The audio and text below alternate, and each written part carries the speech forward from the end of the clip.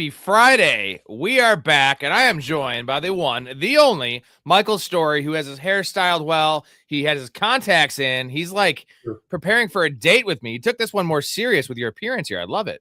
Yeah. Well, I had to go to the office today, too, so I figured two birds with one stone. I got the glasses comments last go-around. Figured I'd keep the contacts in for this one. It's Friday anyway. It is Friday, and Ryan says, are we ripping 4 Best Ball Manias in that or what? There's a promo on Underdog where you draft 4 and you get 1 for free. They're trying to fill the contest, obviously, because we're 18 days away from the season. Thank you, Blake. Shout out, Blake, media manager in the channel, the best in the biz. Appreciate you. This is like one of our last segments. I mean, we're going to have a couple more. We have our pillar players. I think we have our season-long prop bets. But I also want to do a couple mailbag shows with you, and then I have all my drafts. Like starting tomorrow, I have 2 drafts a day, literally the rest of until Wednesday. My last draft is Wednesday, the day the season starts. So we'll still have Storey on and all the guests that you guys love, but the segments are winding down. We've done a bunch of them, a bunch of awesome creative stuff. On Tuesday, we did Rank Disputes, the first episode of Rank Disputes. This is part 2. We couldn't fit it all into one story. So we got through quarterbacks and tight ends and a couple running backs.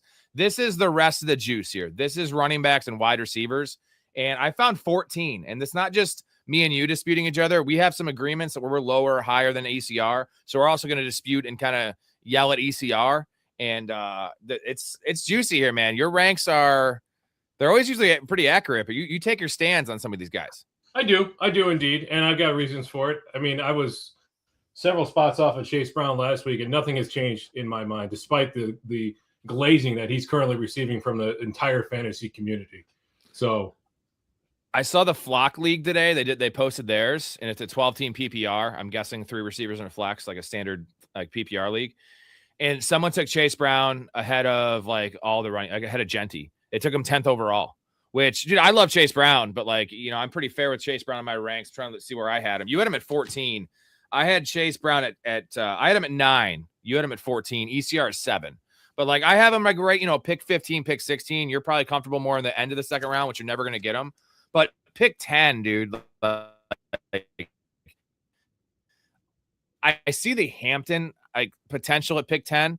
I actually don't see either of these guys 10. It's like give me Genty, give me James Cook, give me Barkley over those dudes. Yeah. I mean, said the stream is only in YouTube short. Go ahead. Yeah, we're getting a little choppiness here as well. You're lagging significantly on the video. Let me turn my iPad off. That sometimes helps. Go ahead. Okay.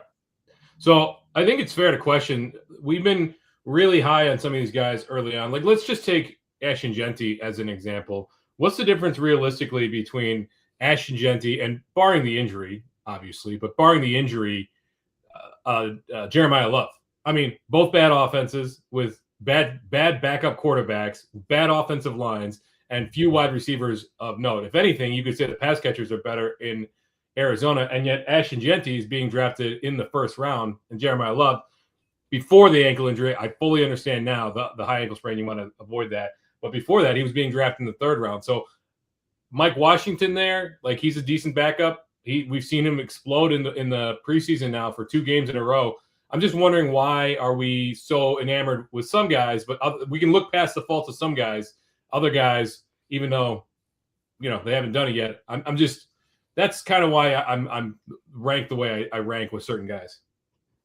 The P. Ryan thing was just wild. Like I like P. Ryan. I think you're overreacting to the P. Ryan news. And when P. Ryan was there at the beginning of the year, people thought that Chase was a bust. I mean, realistically, we have to go back and look at the logs there, because he was not a productive runner in the first half of the season last year, or at least the first third of the season. I get it. I'm not saying that. I'm saying like last year doesn't necessarily, it's not an indicator for this year in my mind. You're saying it is. My thing is Chase Brown is in a contract year, just the pass catching, right? And like we need to be drafting Samaje Perine though. We need to be drafting Samaje Perine as a handcuff. Okay, I mean, I don't see why we're not. I'm telling Chase Brown didn't crack 100 yards until October 16th last year. So, and he didn't have a touchdown until October 26th. So we are really enamored with and this is the same thing with Colson Loveland and Luther Burden, etc. We have short memories when it comes to these small sample size traps that people tend to fall into. I get that Chase Brown has been highly productive in stretches here, but we have to look and see what other factors other than the offense, because when did Joe Burrow get hurt? Week 3. Do you have the game log up real quick? I think the 100-yard rushing game was against the Steelers, right? Yes. I remember I bet it was over 42.5 yards. I laddered it all the way up to 100. I remember that specifically. I was like, why is he at 42 yards? And Samaje Perine played like even out the first quarter. And then Chase Brown broke off like a 40-yard run and it hit all the ladders. So that's kind of how I operate in the betting, right? I take the depreciated asset and just crush that number. But I remember that exactly. In my head, I was like, that Steelers game. It was like probably week 8. Yeah. Real quick, McAuliffe. No, you know what? I used to do a lot of vertical streams, and that's where I used to get all the views. And I'm just doing a tester tonight in terms of to see if the views go up with the vertical stream. I know the horizontal is definitely better, but it gets on YouTube Shorts. I know you guys are already all subscribed, so you guys wouldn't miss a show. We'll test it out. If not, if it doesn't improve, we'll just go back to vertical permanently. Nick Chubb did retire today. Story. He is gone. Yeah, that sucks. Yeah, he short career. I mean, most of these guys don't last a long time in the NFL, but I think he was 29 or 30, something like that. He was a bruiser, as Anarchy said, like just a true grinder out there. He's going to get you the tough yards. He wasn't the most explosive, the fastest guy, but he was a hell of a goal line back, and it was good. It was fun to watch him play. Chase Brown's going to be a league winner this year. Could be, or he could fall on his face. How is the chat? They're saying the chat. I have it up on my phone right now. It doesn't. It looks all right. That's not over my face, right? I don't know. You want me to pull it up on the YouTubes? Yeah, pull it up. See what it looks like. Sure. Is the chat going right now? Like all the way? I'm confused. Is it a rolling chat or just the comments when I'm like clicking on the comments? Give me a hand here, gentlemen. I don't know. It's in a vertical stream, and the comments are rolling here. Yeah. Okay, that's not great, but we don't need to see Story anyway. We're good. But I got all dolled up for nothing. Yeah, no shit. Derek loves Chase Brown this year. I love Chase Brown this year.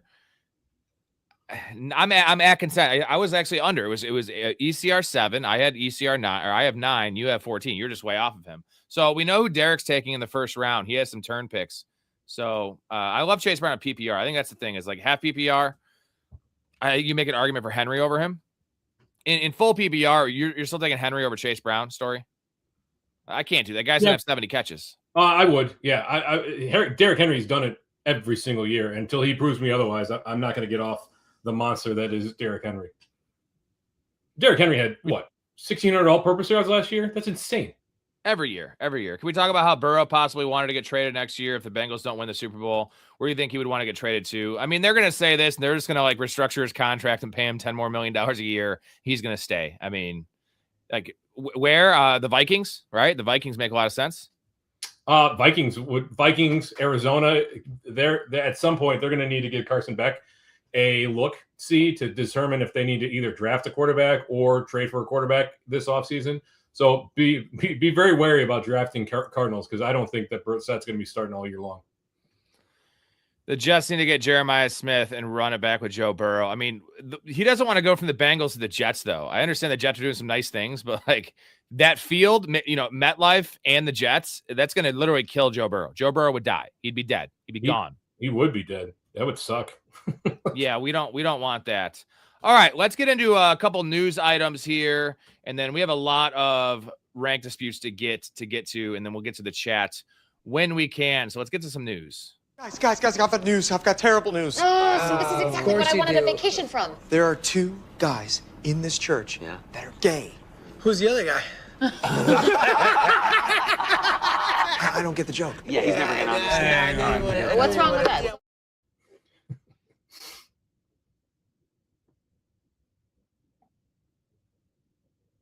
I can't hear you. I can't. I don't know if you're on mute. There we go. Parker Washington Story is the buzz right now, man. He is the buzz. He's going so fucking high. So high. He's hurt, though, and there's not really a report of why he's hurt. He's missing a lot of practice. I put this up here because there's a Brian Thomas report that he's like, third in line in terms of snaps. I mean, nobody knows how this is going to shake down. Nobody knows. Like, Travis Hunter's a mystery. And I was just thinking, like, Parker Washington's like going in the 5th round now in PPR redraft leagues.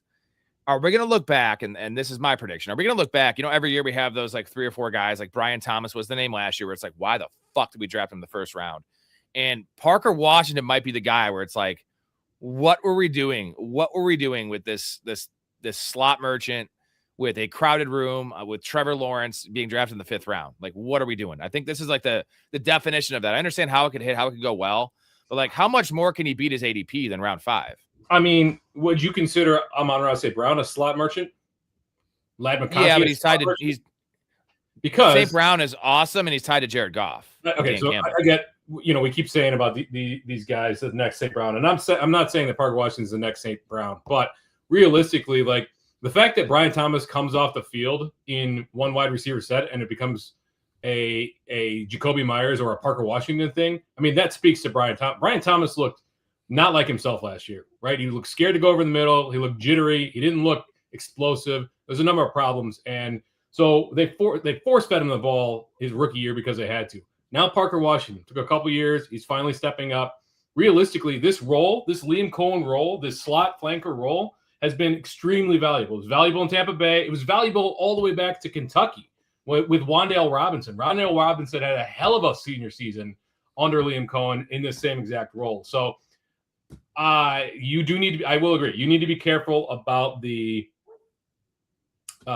steam, right? He's getting steamed up quite a bit. And if he goes too high, then what's the value? What's the opportunity cost? But realistically, I mean, who isn't injured at this point? Parker Washington groin is missing practice due to everyone being on his dick all off season. That's a great comment. Cheers to you, Blake. Connor's getting Jeremiah in my dynasty draft next season. So ready. That's going to be lucrative. We got to see where it goes. But Blake says Jeremiah Smith will be a Raider. Mark my words. The college football Avengers, Mendoza, Genty, Bowers, Jeremiah Smith. That's a squad. Like, that's a squad right there, dude. Yeah, it would be a hell of a squad.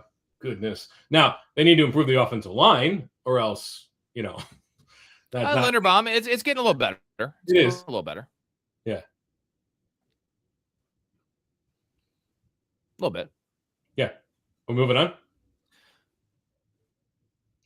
Yeah, the Higgins injury. I didn't have that actually for a graphic, but Sports Jazz, shout out Sports Jazz. That Higgins injury really hurts. I thought he was going to soar this season. Need my wide receiver core of Tate, Golden, Burden to grow up fast. Probably need to trade a Dunze. You said not, but not a lot of takers at the moment. Tate, Golden, Burden. I mean, you should have traded Burden before the injury, right? Before his stock kind of fell. But that's still a fine receiver core. Golden and Tate are pretty big unknowns, though, right? I know you're a Tate guy, but you don't want him as your number one. No, probably not. I mean, he's an outstanding number 2 who probably will grow into a number 1 at some point. But right now, you're still tied to Cam Ward, who's looked underwhelming this offseason in preseason games. So that's a problem in and of itself. I'm not a huge fan of Golden. I don't think that he's going to amount to much in this league. But the Burden situation, I mean, this guy could absolutely explode this year. Yeah, we'll have a little thing about him in our ranks in a little bit. But Brian Thomas over 50.5 receptions feels so free. It's only 3 receptions a game. I mean, that's barring health. I bet him at 700 receiving yards. That was the number I like better because he's the guy that could have, Alec Pierce last year had 49 catches for 1,000 yards. 49 catches. So like, Brian Thomas could have like 45 catches for 730 yards or something like that. That is more in play. But yeah, 50 feels pretty free. Which one would you like, the 50.5 or the 700? Probably 700. There's ways to get around that without necessarily having to get to 51 receptions. Because if he has 51 receptions, there's no way he doesn't have 700 yards. There's just no way he's going to average 12 yards a catch. Yeah, that'd be pretty wild for a guy that averaged 16 yards a catch in his rookie year. They're both very feasible, and they both should happen, and they can both happen. And he actually doesn't meet his ADP, so that's a little frightening. Blake, ask Storey his opinion on Will Shepard that played at Vandy, Colorado. I see potential for him to be a big body wide receiver for us in Green Bay. Scored a TD tonight. Was pretty solid in college. Where did the Packers play tonight? Yeah, there's a couple games. Marshawn Lloyd had a receiving touchdown, I think I saw. And, also RJ Harvey had a receiving touchdown. What a shock. Dude, all he does is he's like on pace in his career. He's on pace for like a half a receiving touchdown a game. Meanwhile, Josh Jacobs took like 9 years to have a receiving touchdown. Just wild. No, that's fair. Yeah. So Shepard he's an older prospect. He played for 3 years or 4 years. I can't remember if he redshirted at Vandy, and then he played for Colorado. I didn't really follow him at Colorado too much. He had fallen off my radar because he had a pretty disappointing junior year there at Vandy. He had his moments, but realistically, he's like a Devonta Smith frame where he's like, how tall is Devonta Smith? 6'3"? I think that's what Shepard is, 6'3", 205, something like that. Or is Smith lighter than 200? Smith's small too. Smith's 6'1", like 180. Are you sure? Yeah. Oh yeah, he's tiny. Yeah, Shepard's like 6. He's a bit of a beanpole. He's 6'3", 200. I don't really know much about his measurables. I don't even remember if he tested at the combine. So to be honest, I just don't know. I don't know much about him. I stopped following his career. Are you speaking to me, a beanpole? A fucking beanpole? Thanks, man. Appreciate that. I'm losing some weight. All right, last name to get to here before we get to the list is Deshaun Stribling. We talked about it last week after the preseason game. He did it again, and it looks great. Mike Evans, there's a report Mike Evans, they're saying they're hopeful he's ready week 1. Like, that's not what we want to hear. George Kittle, they're probably going to rest week 1 as well because it's that game in Australia. CMC's missing practice. Like, dude, just by sheer numbers, like he's gonna be on the field, and like I know it's preseason, but this buzz has been building for a while. What is too high for Stribling? Like, where should he go? I mean, Christian Kirk might get cut. There's like nothing there. So we want to buy into to Brock Purdy and to Kyle Shanahan. So where should Stribling go? Like, comfortably, where should he go? Where's he going now? Realistically in redrafts, because I got him in the 9th round, I think, in our league. There you go. So I did the Fantrax draft on Wednesday. He went at the 905 full PPR. 905. He went right in the same. He went right after. I actually picked Alec Pierce ahead of him because it was my 6th receiver, and I was going to be done with receiver. And I got Stribling with the 5 pick 2, but I like the upside of Alec Pierce being the 1 there. But like that's the range, right? So that's pick 100 ish. 100, yeah. 101, yeah. I don't know. I mean, he's just by the necessity. So this Evans injury is worse than we thought. I thought he came back to practice. I think he is, but they had their report today where it's like they hope he's back week 1, which we don't want to hear. I mean, we're 18 days, 19 days away, and they play early, right? So if it's 7th round for Stribling, like where are you out on him at? Because for me, I'm already out. I'm out in the 8th round. I would take him in the 9th round. I did tell you I just took Alec Pierce ahead of him though, because if it was my 5th receiver, I would have taken Stribling because I think Pierce might miss 2 or 3 games. But it was my 6th receiver, and because I went running back. So 8th round, is that fair? I mean, he might go up to the 7th round though. You've seen this happen before. Yeah, he is. We've seen it before. We saw it mostly with running backs, though, right? Like Amir Abdullah. Corey Crossy-Merritt. How often do we see it with rookie wide receivers who aren't highly drafted, highly touted? He was highly drafted. He wasn't necessarily highly touted. There's not issues, but people will speculate that the 49ers aren't the best at drafting. I mean, by sheer necessity, they're going to have to play a lot of 12 and 13 personnel and then put Christian McCaffrey and Deshaun Stribling on board. Although, do you see Jordan Watkins had a halfway decent game last night too? Yeah, I've kind of been off him. I don't know. I'm out on him. He's not going to be relevant. He was okay at Ole Miss, but he wasn't anything special. So, yeah, I mean, I don't want to get too over my skis with a rookie wide receiver, but he fits this Shanahan scheme very, very well, and he has been turning heads in practice. Now, a lot of guys have been getting beat or getting some praise, right? Cyrus Allen, Jacoby Lane, these rookies, but nobody was drafted as highly as Stribling. That's getting the kind of buzz that he is. So I don't think I could pull the trigger on the 7th, but unless he continues to impress, right? If he doesn't play in the 3rd preseason game because they're like, we've seen enough, I think that's a good signal that he's going to be on the field come week 1 a lot. Well, I know he's going to be on the field. It's just like, where's the line where it's like crazy to draft him? Like crazy drafting him over DK Metcalf, for instance, or like Cortland Sutton, like, is that the line? So But there's upside with Stribling. There's no upside with Cortland Sutton, realistically. Like, it's foolish to think that he's going to get the same touchdown volume that he's gotten the last 2 years just due to the nature of them bringing in more target competition, right? Pat Bryant's ascending. They've got R.J. Harvey's a good pass-catching running back. And then I'm burying the lead here, but Jalen Waddle. So Cortland Sutton at this point, he's not someone that I'm chasing. I could see taking Stribling, if you feel strongly, taking Stribling over Cortland Sutton. Yeah, I guess it depends what you need, right? If it's a bench receiver, give me Stribling. If it's a starting receiver, give me Cortland Sutton. Like, I don't want to take an unknown in my starting lineup. Personally, I don't. I mean, that's fair, but where would you be needing to draft? You would have to go pretty hard on running backs in order to use Cortland Sutton as your wide receiver too, right? Right. I guess it depends how deep the league is. You know, a lot of times my flex is my wide receiver 4. That's when I'm starting in a 12-team league. That's where that range is at. And, you know, I would say this, the shallower the league, the more important a guy like Stribling is. You want to take shots because you don't want Cortland Sutton in a shallow league. The deeper the league, if you're in a 14-man league, like, just take the proven guy because you just need points, right? You just need steady source of points and consistency, and that matters in deep leagues. And I'm in a 14-man league this year, and I'm going to play it a little safe with some upside guys in the bench. Sports Jazz says, think Casey Concepcion can amount to something as well, but it's obvious he's going down. It's going to be going down to who's throwing the ball, which they're both kind of trash. Him being dominant today at Bills camp is something promising.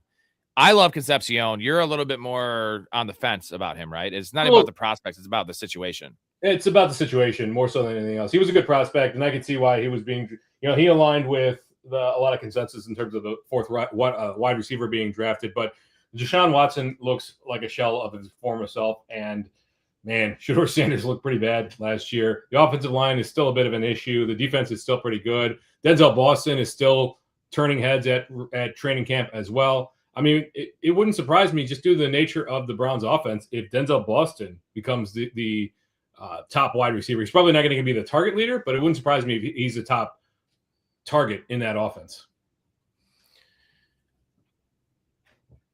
Smooth has the 8th pick tomorrow. 12 teams, full PPR. Who should I target?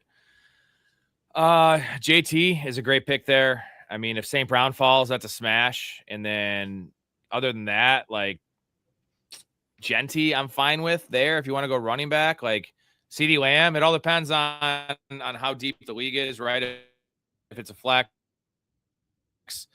If it's a flex and PPR, I want to try to get receiver, but is that CeeDee Lamb too much for you?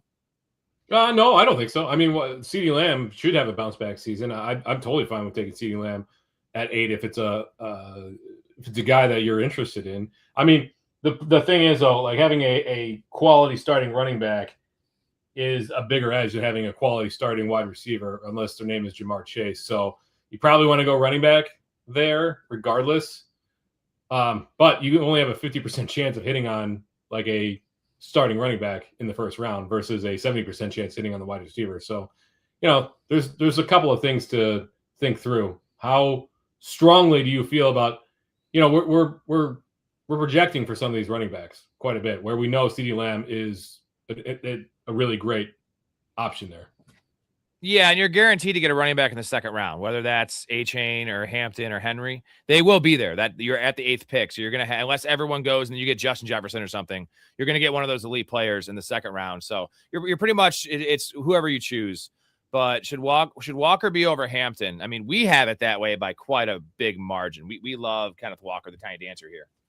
Love him. Love him. Quite a bit. His role should be extremely solid. Dialed in. I don't know who's going to demand touches from him. Patrick Mahomes has already come out and said he probably ran too much last year. The data indicates that it will be a ramp-up period for his production, especially his rushing production, coming off of the knee injury. He'll probably be there for week 1. But, the wide receivers, like Rice doesn't look like himself. Worthy's banged up. Sure, you got Cyrus Allen, but he's a rookie. Tyquan Thornton, fine. So they might need to rely on Kenneth Walker just from a sheer volume perspective. Walker, and I'm not convinced that Hampton is even a better talent than Kenneth Walker. Same, I agree. And Saquon at 8 would be pretty crazy because in half PPR, dude, I'm fine with smashing Barkley and like Derrick Henry even. But like Barkley's pass catching upside is not exactly like I want Genty over Saquon in full PPR. Storey, you want Genty over Saquon, right? Man, I mean the Dude, disparity. he had 55 receptions last year as a rookie. Yeah. You know what I mean? It's probably going to be extremely necessary to the offense. Yeah, I mean it's close though. I think Saquon's a huge bounce back candidate this year. Mm-hmm. New offensive coordinator, new offensive scheme. They're going to let Hurts actually do what Hurts is supposed to do instead of trying to pigeonhole him into a role that doesn't fit him. This offense should be really good, but yeah, I think Genty. It's close, but like Saquon falls far. Some drafts, people are just off because they burned him. He burned him so much. Like I've seen him go like 16, 17 in PPR, which he should be going at the 1-2 turn is where Barkley should be going. That's totally fair. That's where we would take him. Yeah, absolutely. Absolutely. We always take Barkley at the 1-2 turn. You still got that? Still got it. All right. Let's move on to the rank disputes. We have a lot of names to get to. Get your comments in. We'll still try to get as many as we can when we can. The first one, this is Javonte Williams, and you have Javonte. So ECR is 16 on Javonte Williams.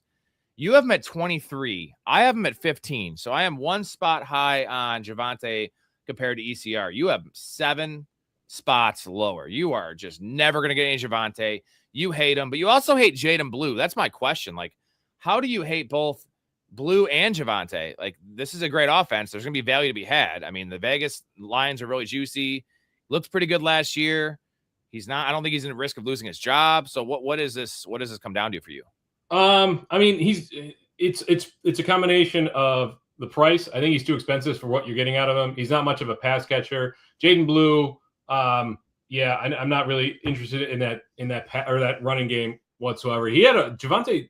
It might be tough to remember, but he had a pretty rough end of the year last year. I mean, his efficiency metrics were at the bottom half of the league there. Sure, he scored a bunch of touchdowns. It's not necessarily a sticky statistic there. And if somebody does impress, then I don't know that he has a stranglehold on this job necessarily. He also, it's tough to call him injury prone because it was unrelated, but he got banged up pretty significantly at the end of the year. Missed times in weeks 15 and 17 with that shoulder injury.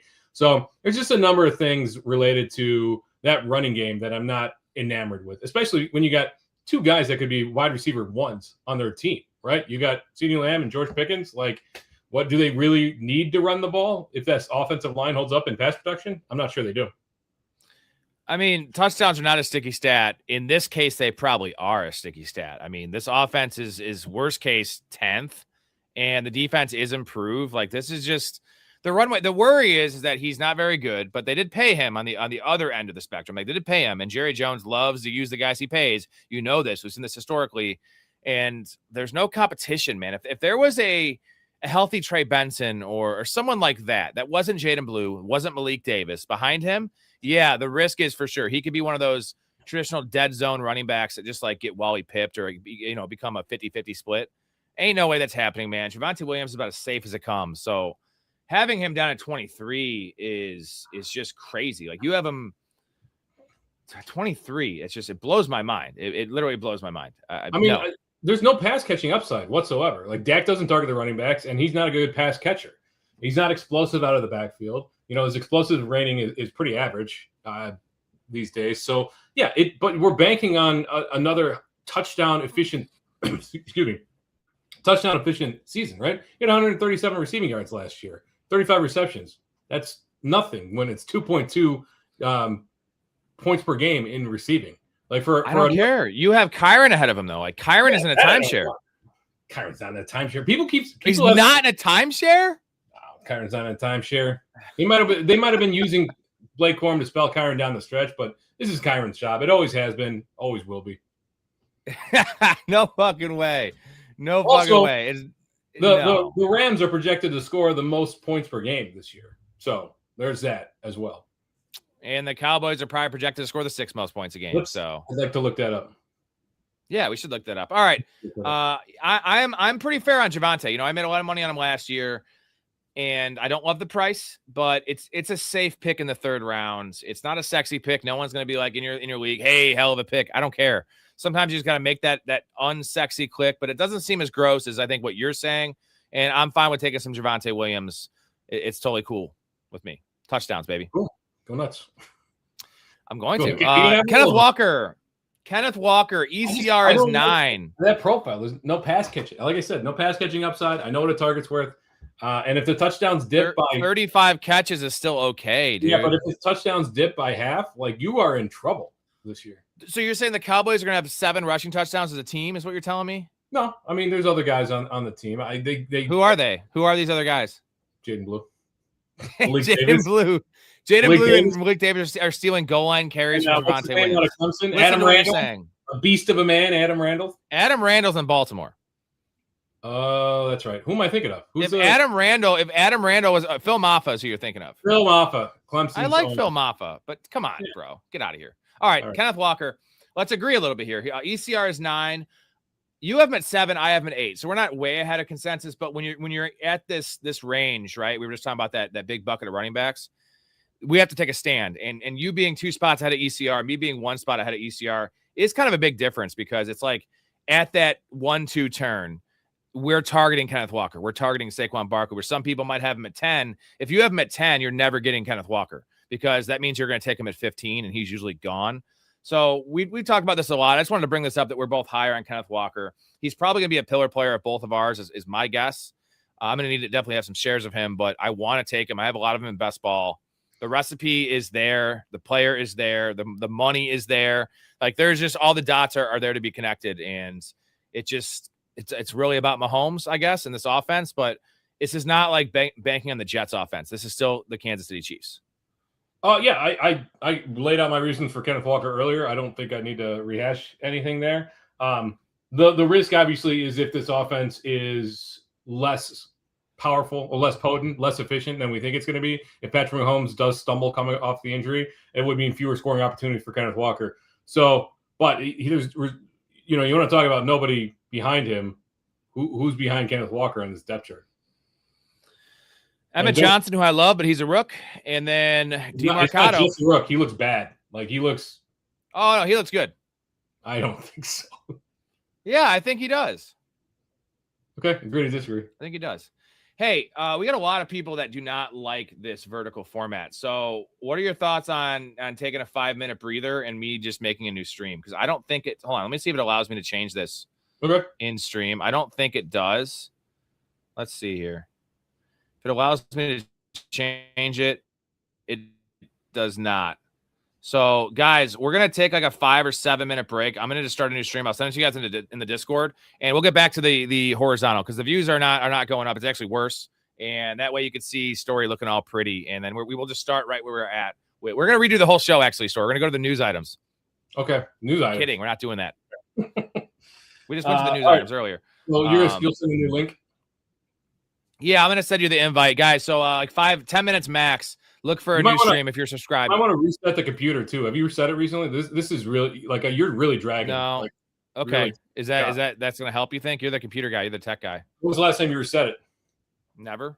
Yeah, you could have some like memory cache that's causing some issues. Just it doesn't hurt to restart. Cool. All right, 10 minutes, guys, and we're gonna get back to the list and start a new show. So sorry for that, guys. I tried something new, it didn't work out, so I do apologize. We'll see you guys in 10 minutes. If you haven't subscribed, do that so you get the notification, or just check back in 10 minutes. I will send it to the Discord and I'll give you the invite. Storey. Thank you.